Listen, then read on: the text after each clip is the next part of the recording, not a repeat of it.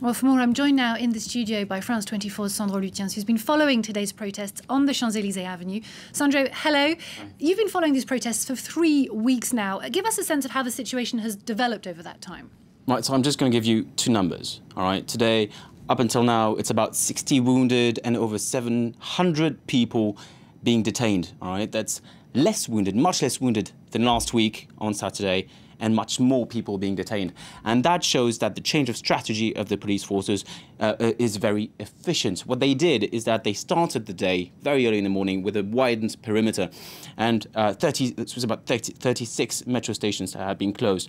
So if you wanted to get in, you had to come out a metro station outside the perimeter and then enter through, searches conducted by the police, etc. They would not let you in with a mask, with any dangerous items, so they confiscated things like baseball bats or hammers, all the masks, even goggles, of course, swimming goggles, even swimming goggles, everything, everything that was for offense or defense, because even for defense, it meant that, the person was going to go and provoke clashes with the police. They would also check IDs of everyone, and what they would do was prevention, really. So they would just check whether the person had been detained on previous protests last week or the week before.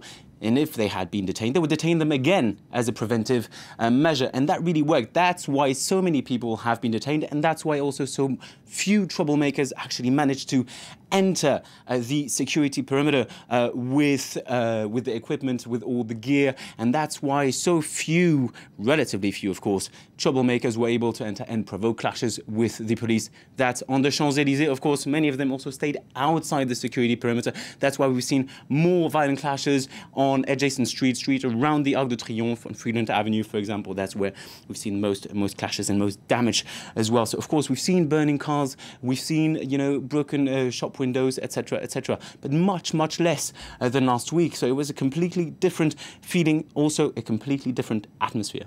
And a different atmosphere also on the side of the yellow vests. Is there fewer people coming out for these protests now, perhaps? Few people, yes. I mean, of course, some people were deterred by last week's violence. Some people were there last week and they were thinking, okay, this is too much violence. First, our movement is losing credibility with this violence. And second, I'm a bit scared.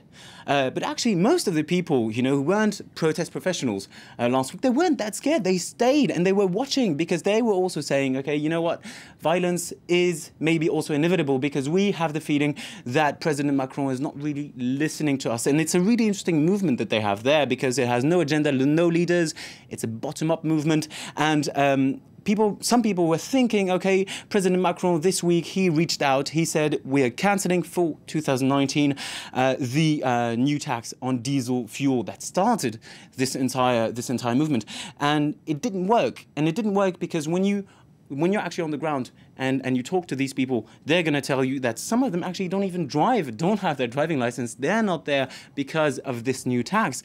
They're there because of what this new tax represents. Represents to them, what they say, a president who cancels the tax on wealth and then tries to set up this new tax that affects them directly. And so they feel like they are the only ones who have to pay for the environmental transition. They're not against environmental transition, at least not most of them. But they just don't want to be the only ones to pay for it. They want a fairer distribution of the tax burden. Has their message and demands changed and evolved also over the weeks? Well, at the beginning, as I was saying, it was mainly, the diesel fuel tax. All right, we want this tax cancelled. This is a bad idea. We don't want this. But then it evolved. It evolved also because it's a very diverse crowd. So you get old people, you get young people, most of them from rural areas, but some also from the suburban areas just around the bigger cities. And that also creates different demands, of course, different demands around a new kind of democracy, a new kind of making politics. And especially this feeling of not being understood by government today. Let me just remind you of this, what happened about 2 weeks ago. One of the ministers, the budget minister, he made this small mistake. He said, I understand them. I understand that when you earn €1,000 a month, it's very difficult because, a restaurant costs about 200 euros for 2 people. No, a restaurant obviously in France does not cost 200 euros for 2 people. It's very few people anyway. Except for maybe just a few restaurants. So he was trying to reach out and it failed. And that's exactly what they're saying. They're saying, okay, maybe they're trying to reach out, but they don't really understand us because they're somewhere else. They're on another planet. That's at least how the protesters feel. Now, President Macron is due to speak on Monday, but it's hard to see how he can appease such varied demands and such widespread and far-reaching protest movement. Are the Yellow Vests you spoke to preparing for Act 5, if this was Act 4 this week? Yeah, well, you know, Act 4 in classic dramas is the falling action. It didn't really look like a falling action today. Right now, the latest figures say it's about 76,000 protesters throughout the country. Last week, it was about a bit over 130,000. So obviously, it's much less. But it's still many, many people, you know, coming out on the street despite the violent clashes and wanting to protest. So it doesn't really look like there's not going to be an Act 5. Obviously, we don't know how this Act 5 is going to look because also the security strategy changes. And obviously, government does not want this to last until Christmas. They don't want this to continue because also every Saturday, it's the symbols of Paris that change, that are drowned under scenes of chaos. And it's not good for the economy, obviously, and it's not good for the image of France.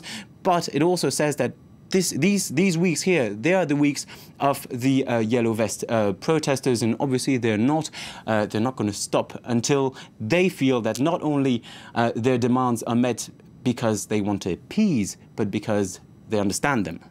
Sandro Lutyens, thank you very much for that.